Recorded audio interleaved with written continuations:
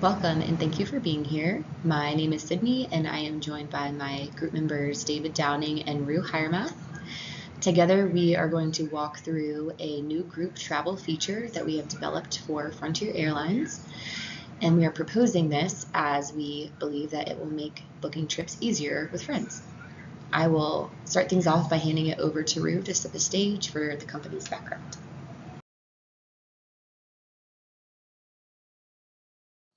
To start, a little bit about who Frontier is as a company. We are a Denver, Colorado-based firm. We are the largest ultra-low-cost carrier in the nation. Last year, we brought in $3.7 billion in revenue and transported 33 million passengers. Our goal is to deliver compelling value through low base fares, flexible optional services, a rewarding loyalty program, and a customer-friendly digital platform. This is the SWOT analysis. SWOT stands for strengths, weaknesses, opportunities, and threats. Starting with their strengths, Frontier is the last major ultra-low-cost carrier who has a low-cost business model.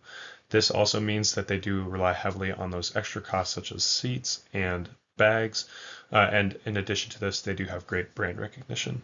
For their weaknesses, they do suffer from negative perception from customers and customer service challenges. On top of that, because they are dependent on the ancillary revenue, this can also be a weakness for them. Additionally, they also are limited in their routes and international presence and lack these premium options because they are a budget airline option.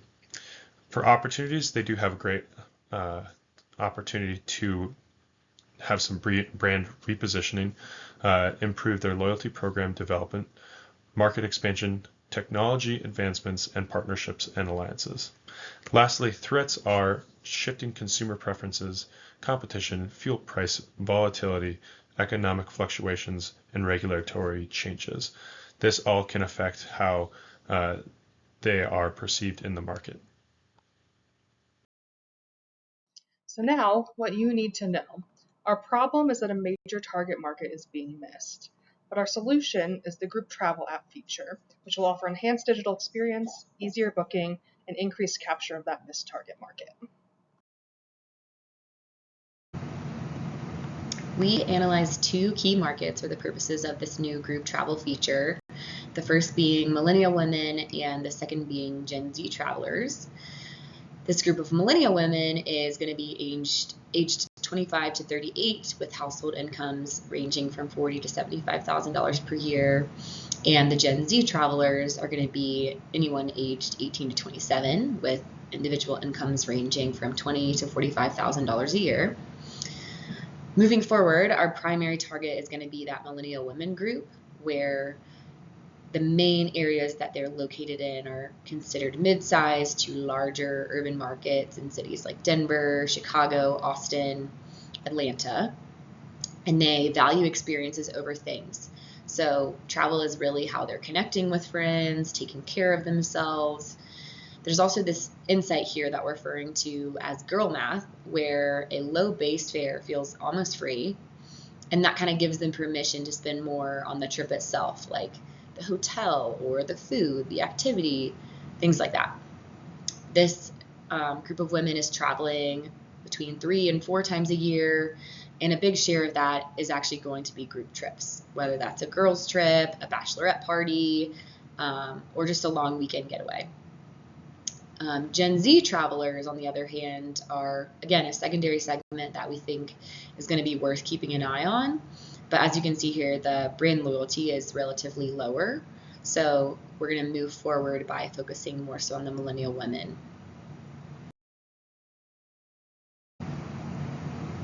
Moving forward with this segment or group of women in the millennial category, age 25 to 38, we have 3 marketing objectives that we'd like to prioritize within the next year.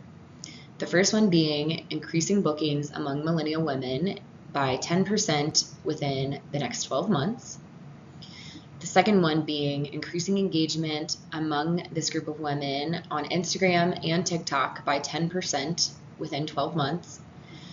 And the third being improving customer perception of Frontier's value by increasing positive customer satisfaction ratings by 10% within the next year. These are going to be the benchmarks that we'll use to gauge whether or not this group travel feature is actually working like we'd like it to. I want to highlight for you a few of the key and exciting features in our new group travel integration by walking you through the customer's experience with the app. So the first thing that they will do is add travelers to their group. The app will then identify the routes that are available from their home airport and see what overlaps within all travelers in the group and provide that list of available destinations. Then, right within the app, the group will be able to vote on their preferred destination from those options. When it comes time to book, the group can book separately without having to coordinate to book all at the same time because the app will hold seats that are together for 6 hours. So I might book at 12 p.m. and my friend could book at 5 p.m. but still have that seat right next to me so we can travel together but pay and book separately. A nice upgrade that could be fun to apply here is for a traveler to apply their companion pass to another traveler without one with just one click right within this group travel feature. In this way, we can use our Frontier customers that are loyal and use this pass to bring in their friends and get them on board with being Frontier customers as well, easily with that group travel app. All right, getting into pricing strategy. So first off, this feature is going to come at no additional cost to the customer. Being part of an app is going to benefit them, and we don't want to charge them for this because this is a way that we're going to break into a new market rather than generating revenue from this feature. And then after that as well, it's going to encourage travelers to book more flights through Frontier rather than other competitors. And lastly, Frontier is going to take on all of this operating costs and development costs on the front end. But hopefully with that, it's going to bring in more revenue by breaking into that market, like I mentioned. The other part of our pricing strategy is going to be focused on an estimate for the development costs of the software. As you can see, the total fixed cost is going to be about $1,200,000 to make this. So meaning that our break-even points with $140 per person, that means we're going to roughly need 8,572 customers. And then on the higher end, if we charge at on average $190 per person, then our break-even point is going to be about 6,316 customers. With this together, once we reach this, then it is going to be only profit from there. It's going to be important for us to use a multifaceted approach to our promotional strategies to make sure we're covering all of the bases to gather the attention of our target audience. So we're going to look at social media influencers. We know that our target audience uses social media. They're easily influenced by what they see in that space, and we can use some of the really great visuals that others are capturing for us for this audience to see themselves in the app and see others using the app and see how easy it is. We'll also use targeted email campaigns for current customers and to capture customers who add their email address when looking at our website as well. Within our app, we can use push notifications to remind people to continue their booking process. So if they are maybe looking at some social media about group travel, bachelorette parties, things like that, we might remind them periodically to, hey, go and check out the group travel app, or when there's low fares to a certain key destination. We also have a lot of opportunity within airports to capture people who are already traveling. And so we can use digital displays in those spaces, both within our own wing of the airport, but also within other wings where travelers for other airlines might take notice of the distinguishing feature that we have. And then the other piece that we can really use, particularly during our launch, is some promotional pricing. So we might do something like book a group with 4 friends and get a free checked bag amongst the 4 of you. Or during the launch period, do double Frontier miles for people who use the group booking feature. We could also offer limited time companion pass bonuses for qualifying group trips. And then a really great feature would be to use seasonal promotions tied to popular girls trip destinations like Nashville, Las Vegas, Scottsdale, and Miami. So when the weather is getting nice there, we can remind people that would be a great place for them to travel using this feature.